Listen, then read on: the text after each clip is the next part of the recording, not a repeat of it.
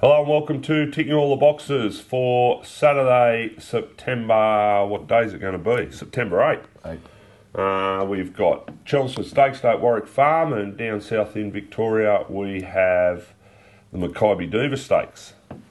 If there's anyone left. Aren't they having some fun in Melbourne at the moment? Hey? What do they call themselves? The Premier Estate in Racing. Oh, yes. Yeah, a bit of controversy. Keeping us in the job. Anyway, we're not talking about that here. We're going straight to Warwick Farm. We're not going to muck around because we're going to have a look at Sydney and we're also going to have a look at Flemington. Warwick Farm Saturday, working off a good 3. The rail's going to be in the 2 metre position. And we've got 8 races, 5 stakes races, really good meeting in Sydney, as it is in Melbourne. And the first is the Paul Noble Mile. It's benchmark 76 over 1,600 metres. Oh, g'day, Nick. Hello, mate. How are you? Good. Good to be here. Away. We're running late this morning, so trying to knock this over as quick as we can because we've got a day's worth of work. And Victoria providing plenty of content for us at the moment. Oh, it's classic what's going on down there, isn't it? I don't know about classic, but yeah, it needs to be cleaned up. Anyway, the first race. Here we go, the prices, courtesy of Sportsbet, who are giving us the prices for Saturday's meeting, is this. Monsoleil, $17, Strawberry Boy, $1.70, Hoy Lonnie, $13, High on Believing, $13, Coast Legacy, $7.50, Jacquinot Bay, $4.80, and Mottled is $11. Sell your house, put it on Strawberry Boy, $1.70 is overs. He'll win very easily. He's a very, very good horse, and he's a lot better than this mob here. That Jacquinot Bay, to win 4 in a row is pretty good effort no matter where you're doing it. It's been down at Goulburn, goes all right as well, but this Strawberry Boy's a very good horse. So. Yeah, look, he was. I wasn't that fussed on his trials, but they put the blinkers on first up. He was dominant. I don't think the handicapper's got him yet. Where he sits in the overall picture, some want to tell you he's Gay's best Cups hope. Time will tell. I couldn't back anything to beat him here, but at $1.70, no, I don't get real excited about taking $1.70. Anyway, can't tip anything to beat him. Race 2, Australian Turf Club, benchmark 80 handicap, 2,400 metres. Yawn. O'Reilly's prize 9, Sables, the Great Peck, he's been scratched. Oh, what happened to that? Now, what did he come second last week, didn't he? Yeah, it's just... That fellow had, what was that brave punter that you were telling me about? He had a couple of thousand on him, but, it might have been over the odds in the ratings, boys. It started shorter. Yeah. Sables, $4.80, $5 Thubian. You Think So from Melbourne, the McKent stable, $2.70. Shawnee Girl, $15. Diamond Jim, $6. Don't worry about the others. Cisco's $11. Mate, I'm quite keen on Shawnee Girl here, each way. I think she's been mixing it against better horses in this lot. Kalini Julina's last start, I remember Chris Waller saying after the race that he would target a race for her in 2 weeks' time that would be much more up her alley. This is obviously it. She goes well at the farm. I think $15 is quite a nice price. She'll just get a bit of smother there from barrier 3, and if she gets a run at the right time, I think she'll be right there. Can't disagree with you. Couldn't have O'Reilly's prize. Sable's going great, but steps from 2,000 to 2,400, which can be fatal first. Well, not fatal as such, but they can get beaten first go at 2,400 more often than not. You Think So? Got to respect its form coming up from Victoria because these are the C graders, like the good ones that are running around on Friday in the Wyong Cup. Yep. But look, Shawnee Girl, she mixes the form. She doesn't win very often, but I think she's the one prime for 2,400 metres. She started, the last 4 runs have been 21, 24, 22, 22. There's enough speed here with O'Reilly's prize halfway to London and Cisco in the race to ensure that it's truly run enough to give her a chance to get home over the top of them. I tend to agree. I don't like the race. I might have $5 each way because I don't like the horse either. Yeah. But I do think $15 is over the odds. Yep. Definitely. Diamond Jim, he's only a battler, but he's looking for 2,400. So, his run was okay there last start. He kept finding the line. he's a horse that can go third up from 2,000 to 2,400 and be competitive. But it'll be a hard grind down the straight, I'm tipping, if you're on something in contention. Yep. So we're both tipping Shawnee Girl at $15. I think it's over the odds, I agree. But you can't screw her down with confidence. No, you're not going to go and throw 500 in the nose of her. Like, if she was $5, you wouldn't be on. No, exactly. But $15 you can, yeah, Exactly. I agree. All right. Race 3, the Jim Beam Benchmark 80 handicap, 1,300 metres. Merlin Mustang, $9. Val Rosso, 330 favourite. Mr. Bollinger, 11. Rumour and Scandal, 380. Upshot, 360. Babel, 13. And the rest are big odds. Well, interesting, this Merlin Mustang, the trial which he won, the two horses that ran second and third, Messine and Studio, have come out and won our beat. And restricted grade. Restricted grade, exactly. Yeah. But still, I think Val Rosso is the one to beat.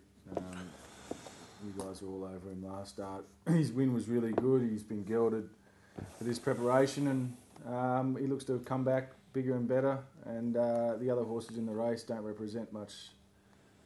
I don't think so. I think he can do it again. I don't want to be on him here. Thought his first up run was excellent. It was what I was expecting. He's a horse that needs things to go his way because of his racing pattern. He gets back and he charges home. I can't find a great deal of speed here. Merlin Mustang as a rule leads, but it is first up at 1,300. Excuse me. These 1,400 metre race at Warwick Farm, as a rule, they don't go as fast as they read sometimes on paper because it's just a 700 metre, 800 metre run to the corner. So, you know, they just find their spots and they just cruise. This is going to play against Val Rosso. He might, you might be right, he might just be too good for them. But I think he's going to have it all to do when he turns for home, unless they take him out of his comfort zone. And I don't know that this is the sort of horse that you can take out of your comfort zone. I think he is what he is. Mm-hmm. And the fact that they got him back on track because he didn't live up to what we all thought the last campaign, I think Chris Waller might be wary to sort of ride him closer than what's... Yeah. I don't think he's the sort of horse you want to be doing that with. I think he's probably a bit of a confidence horse, so I'd just leave him be. Yep. I don't want to be on him at that price because of that. I did think this horse would be bigger odds, but the horse I found in the race was Upshot. I think he's a promising galloper. He was stiff at Canterbury last time. He's on the rise. He's only had the 6 starts, 3 wins.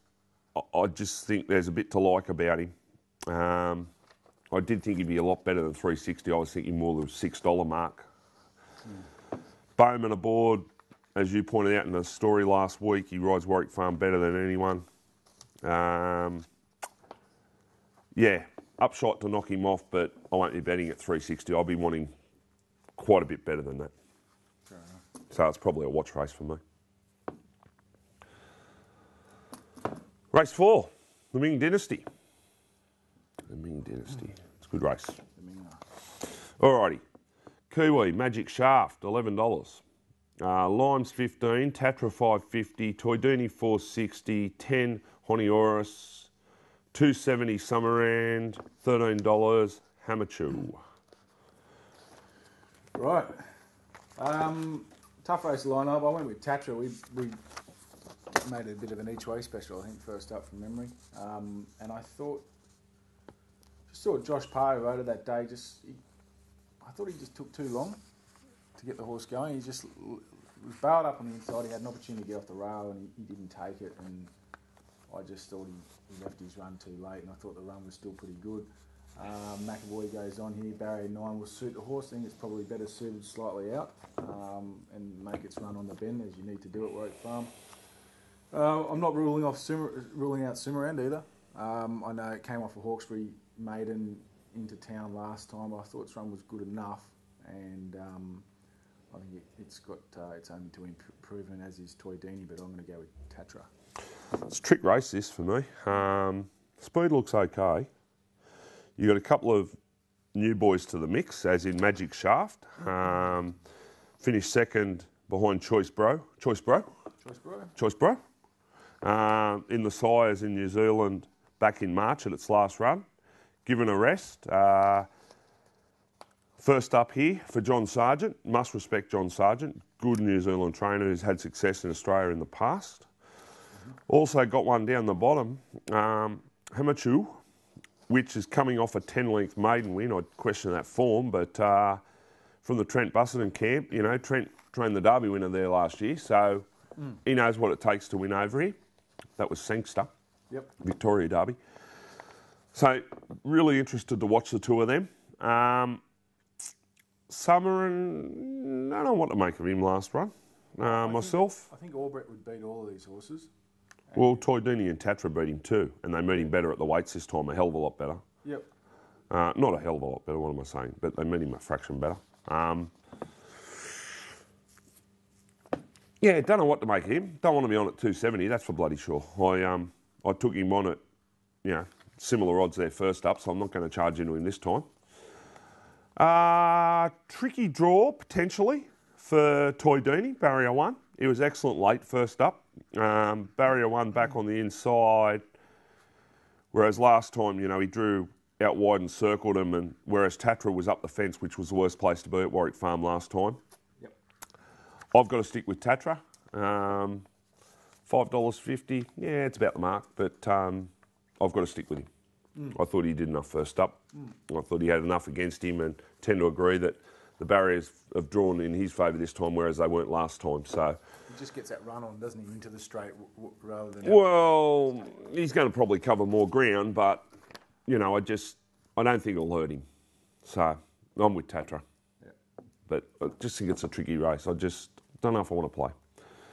Speaking of tricky races. All right, the Chelmsford, race 5. Prices. Dan Lee, $7.50. Centennial Park, $11. Lamasery, $5.50. Sunpenenipin, $6. Polish Night, $11. Lights of Heaven, $6. Secret of Myra, $3.10. I've got to say, I find it really hard to read this race. I can't see an awful lot of pace in it. Sunpenenipin. Have you ever watched horse race? Yeah, but I can't see what else is going to take it on. Yeah, but he's a free going thing. He's best when he's allowed to roll a bit. Will he do that second up over a mile though? Well, it's his best hope. He might have a chance in something like this. I couldn't get a proper read on it. I think Secret of Myra goes better first up than second up. So I'm reluctant to take her because I think the price is based on the first up run and some other previous stuff.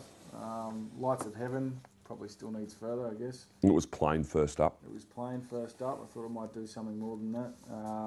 Sunpenenipin gets its chance in a weight for age race, but is it really good enough? Dan Lee went good enough first up, but gee, I find it real hard to read this race. And then I ended up coming back to Lamasery just because I thought his run first up was fantastic. Was it better than the two that beat him home? I don't know if it was better than the two that beat him home, but I just think he's done a fair bit of work going into that first up run. David Van Dyke had him in work for quite some time.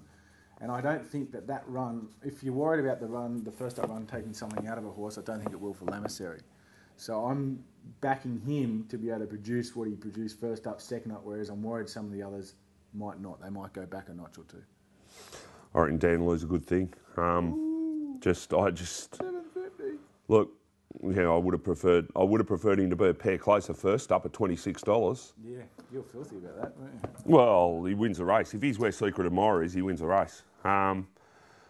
Look, 4-time Group 1 weight for age winner. As one Group 1 level over this distance. Actually, it surprises me. He's had 14 starts over the trip for only a win in 2 seconds and 2/3. But I think the mile suits. I think he's won Group 1 at this track. Yeah, he did. Track and distance. 5 starts at the track, a win, a second, 3/3. 3 starts track and distance, a win, a second and third. Second up record, he's won 4 from 12. He's got a better record second up than first up. I thought his run was the pick of the horses in the Warwick Stakes.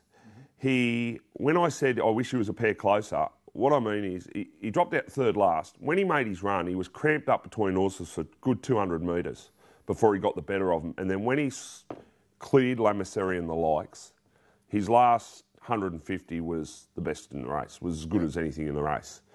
If he had been where Secret of Myra is, he's not in that bumping duel. Yeah.